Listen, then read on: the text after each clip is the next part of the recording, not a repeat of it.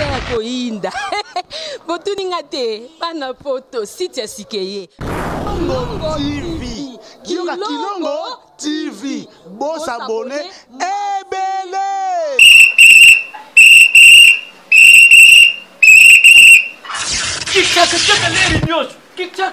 Mopepa sika tolima mopepa kalate mikolo solingi osabone obetika point.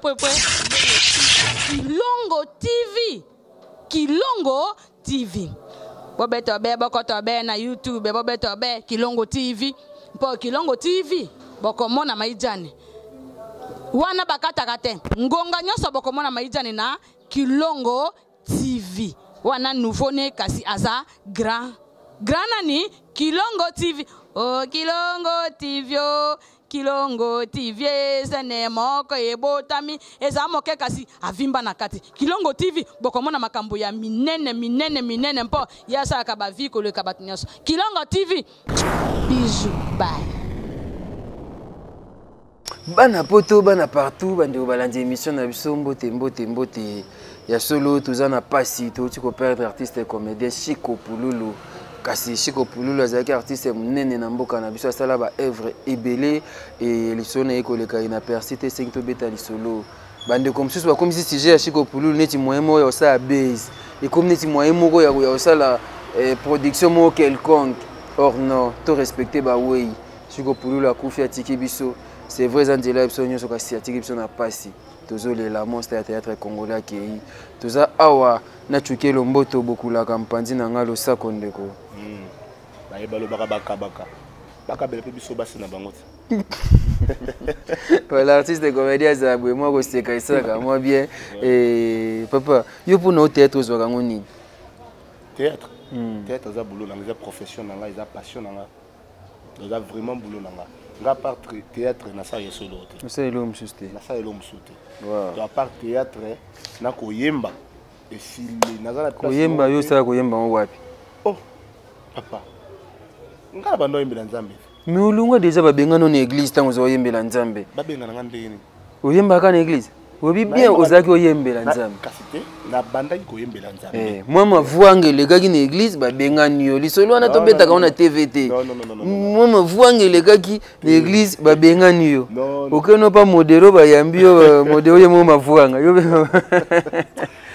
non ma voanga ko douter ezaka que moni ba français balobi on ne suit pas des lièvres à la fois quand on dans un théâtre ce sont temps ebelé je comprends na tel nabi tété nabi keza li sumu pa nzambe na abandonner musala nzambe mais nabi ki na rozongi nango mais na minute on a rombe tozo ba album eronde to yemba yo ekufeli nazana nous vivons neti mwanze mne ko sela so na kapela bandima ko zo yemba pe ya solo kombo na yo ezalinde ilonga voilà nga po eza moi kasira katina yolo bikwezali mokondi tala mokondi yoka mokondi ndimalo sambo na ngalelo kamba molimo na ngai wala ndimo na biso moko ya bino moko na senti nanu mutukutu tege ayembiang wanjamba fanda zo bata ba inspiration na pied bon ya kitoko mais batulisi on kaka boui pona maboke tulite ya rabi tulite bima kaka nzambe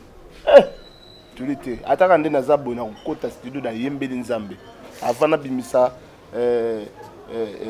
single to album na keno mangenge ngala muta prière kolanda parents te l'apparence est trompée. Voilà. Nous va théâtre badiamba, basikili kili désordre et bon l'apparence est trompée. Il y a un tétari qu'on le béa lelo, tétari qu'on le béa makamba Chiko Pululu. Yebception nanu. Toujours des interviews na mukolo na pona Chiko azaki nani pona yo Chiko Pululu azaki nani.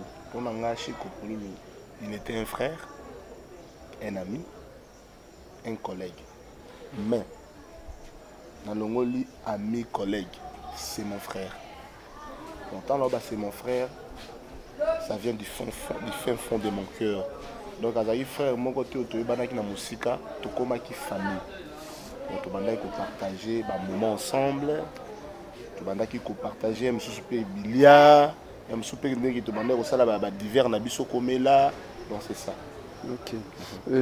Chiko Pululu atiki biso akei passe mingi na motema monde ya théâtre congolais.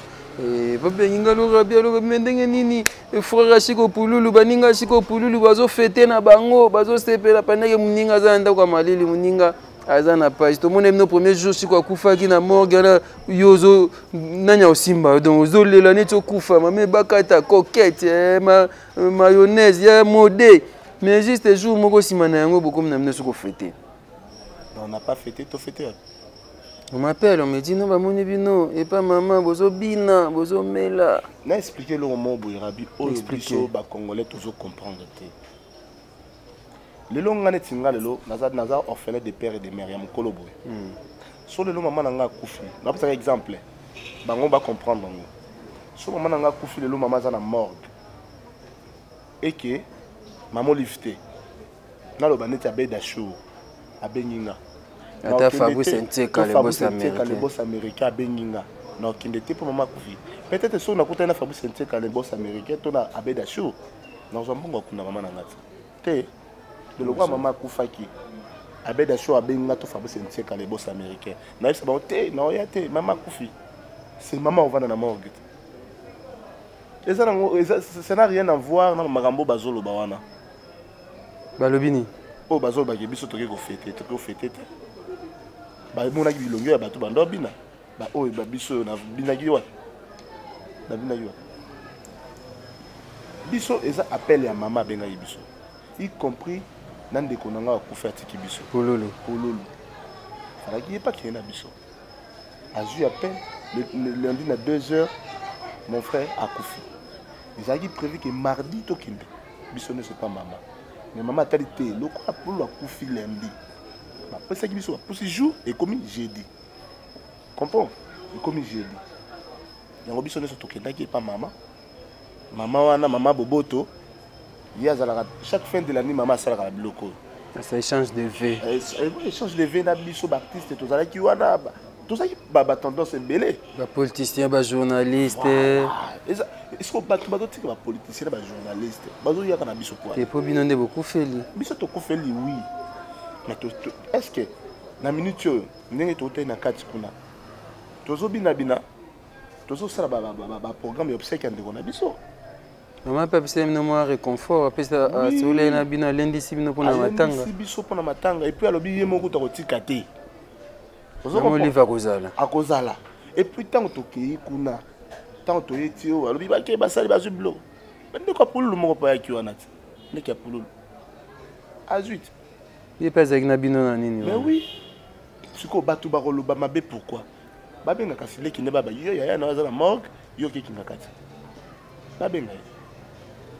Vous voulez dire quoi? C'est comme si batu balingaka binoté. Oui. C'est comme si batu balingaka ba mona binoté bo batu balingaka ba mona biso to émerger té. Bo souffrir kaka bo dindaka na libolo moni. Bo souffrir. Moi net tenti na kitibo. Moni nga souffrir té. On s'en pas. Ah, moni ba wana ndeni. Amoni na moto. Oh, moni. L'artiste RDC batanzala. Mais yo zo finga ngam tanzala mais yo za mbongo. Sunga ngati.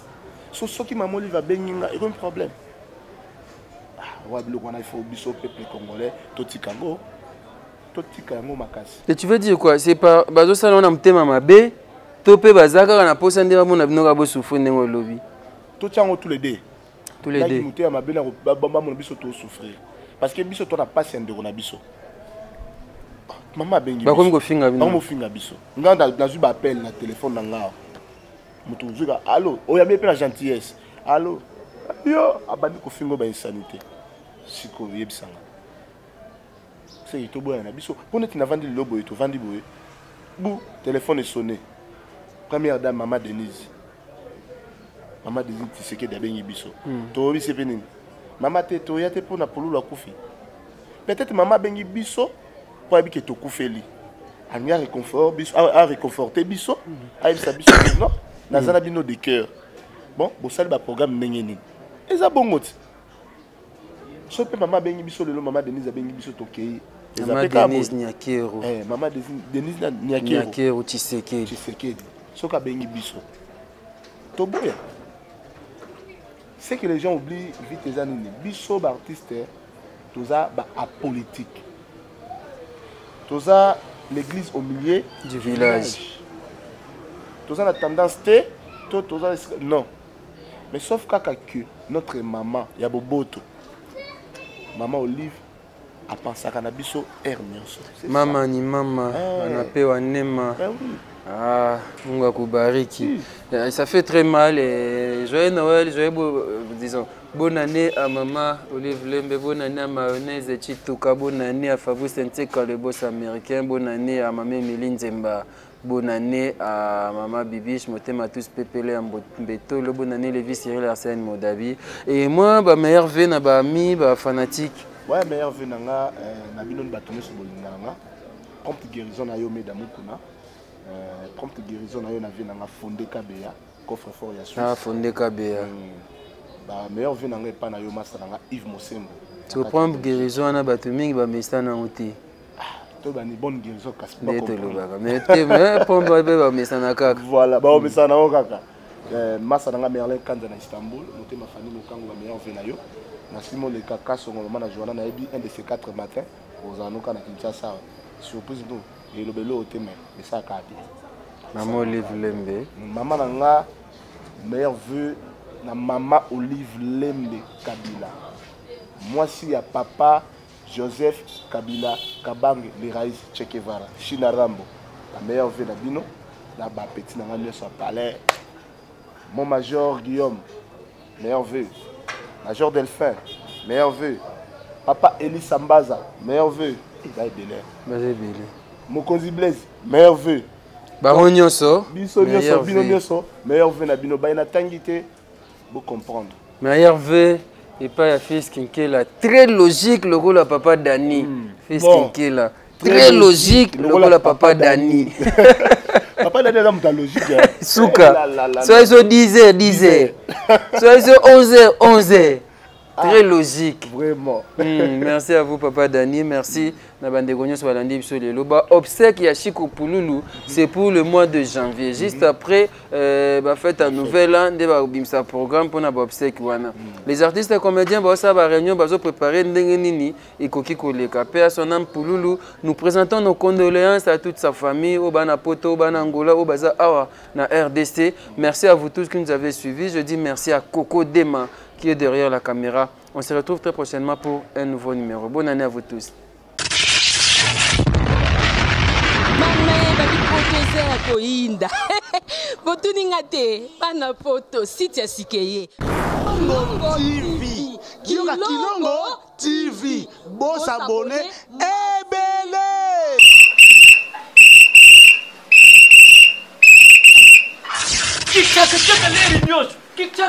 mopepa sika tolima mopepa kalate mikolo solingi osabone obetika point Kilongo TV. Bobeto be bokoto be na YouTube bobeto be Kilongo TV. Po Kilongo TV bokomona maijani. Wana bakata kate. Ngonga nyoso bokomona maijani na Kilongo TV. Wana nouveau-né kasi aza grand nani Kilongo TV. Oh Kilongo TV oh. Kilongo TV sene moko ebotami eza moke kasi avimba na kati Kilongo TV bokomona makambo ya minene mpo yasa ka ba vi ko le kabatinyaso Kilongo TV bijou bye.